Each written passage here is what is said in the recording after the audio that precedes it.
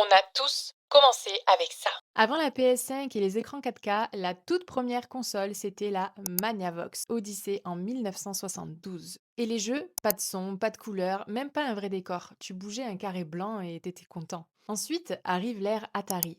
Pong, Space Invaders, Astéroïdes, les débuts du je passe juste 5 minutes devant et finalement tu finis la nuit dessus. On connaît, hein. Et on était déjà tous accros, hein, faut pas mentir. Puis, en 1983, boum, crash du jeu vidéo. Et c'est Nintendo qui vient sauver tout le monde. Super Mario Bros, Zelda, Metroid, c'est simple. Nintendo a inventé des licences qui sont encore plus populaires aujourd'hui que certains artistes modernes. Après Nintendo, Sega arrive en mode bah, nous aussi on veut jouer. Mega Drive, Sonic qui court plus vite que ton Wi-Fi, la guerre des consoles démarre vraiment là. Puis 1994, la révolution. Première PlayStation, Resident Evil, Tomb Raider, Crash Bandicoot et surtout ce moment traumatisant où t'ouvrais la console et là t'entends du lancement. Tu t'en souviens? Si tu l'entends encore dans ta tête. T'as eu une vraie enfance. Ensuite, PS2, la console la plus vendue de tous les temps. God of War, GTA San Andreas, Final Fantasy X.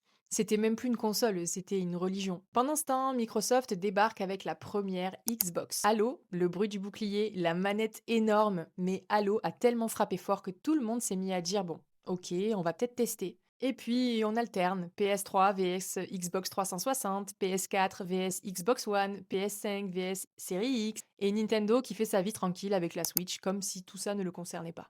Donc voilà, on a commencé avec un carré blanc qui bouge et aujourd'hui on a des mondes ouverts gigantesques, du ray tracing, des jeux qui ressemblent presque à des films et dans 10 ans, je suis sûre qu'on jouera dans un truc encore plus fou.